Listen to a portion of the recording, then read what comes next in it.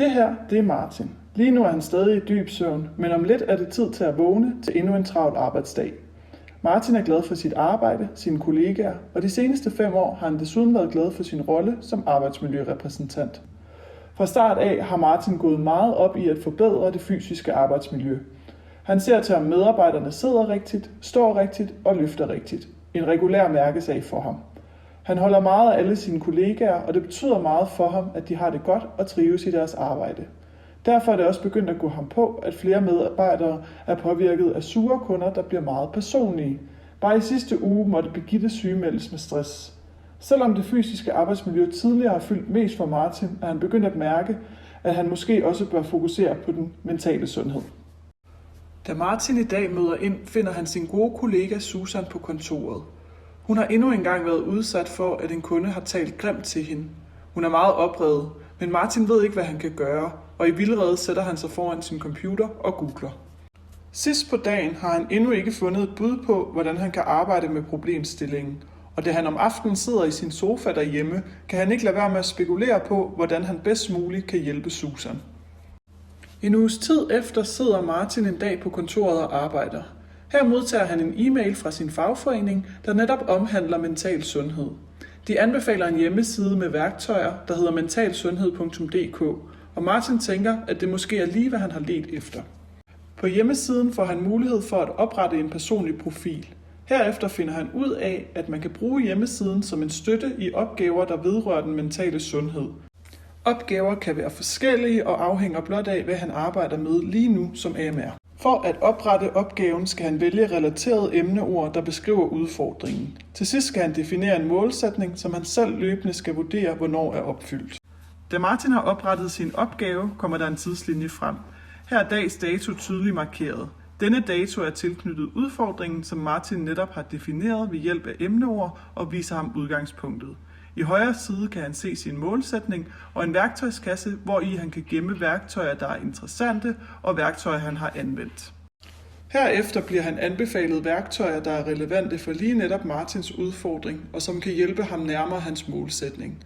Han kigger lidt på de anbefalede og føler sig hurtigt inspireret. Han vælger et dialogværktøj, som han printer ud. Det valgte værktøj placerer han også i sin værktøjskasse. Senere samme dag forsøger Martin at bruge nogle af de ting, han har lært fra dialogværktøjet til at tale med Susan omkring, hvad de kan gøre for at forebygge, at hun får det så dårligt næste gang en kunde hisser sig op. Men Susan er ikke klar til at snakke om det, og hun afviser hurtigt Martins forsøg. Da Martin kommer hjem fra arbejde den dag, logger han sig endnu en gang ind på websitet. Han kommer frem til sin tidslinje og markerer en aktivitet. Her kan han udfylde, hvad han har gjort for at komme nærmere sin målsætning. Han taster ind, at han har talt med Susan. Han skriver dog ikke hendes navn, da han gerne vil sikre sig, at det hele bliver gjort anonymt. Til gengæld tilknytter han dialogværktøjet, han netop har anvendt, så systemet ved, hvad han har afprøvet. Så snart aktiviteten er oprettet, får han mulighed for at vurdere, hvordan det gik. Han angiver, at han ikke lykkedes med det, han havde sat sig for, og bliver nu tilbudt alternative værktøjer. Martin kigger lidt på de forskellige og vælger herefter en stresstest, som han printer ud. Han tilføjer desuden testen til sin værktøjskasse.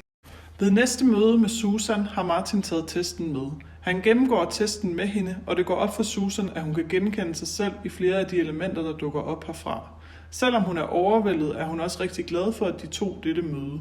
De aftaler at tales ved igen snart. Derhjemme indtaster Martin den seneste aktivitet. Denne gang vurderer han, at det han havde sat sig for lykkedes. På tidslinjen placeres aktiviteten ligesom sidst, men fordi det lykkedes denne gang, vises fremgangen ved, at aktiviteten placeres højere end både udgangspunktet og aktiviteten, som ikke er lykkedes. Herefter bliver Martin tilbudt nye værktøjer, der hjælper ham med næste skridt.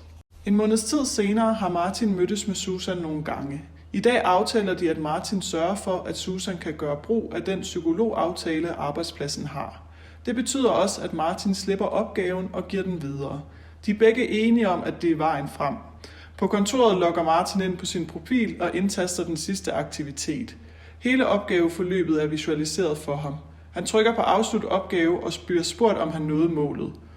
Opgaven er ikke slut, der er stadig lang vej igen. Selvom Martin i dette tilfælde ikke nåede sin målsætning, er han tryg ved at videregive opgaven, og det angiver han i sin profil.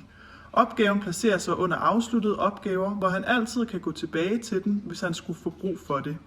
Den bliver desuden en del af hans oversigt under resultater, som giver et hurtigt indblik i hans samlede afsluttede opgaver og i hvilke tilfælde han har nået sin målsætning. Nu er han klar til at kaste sig over den næste opgave.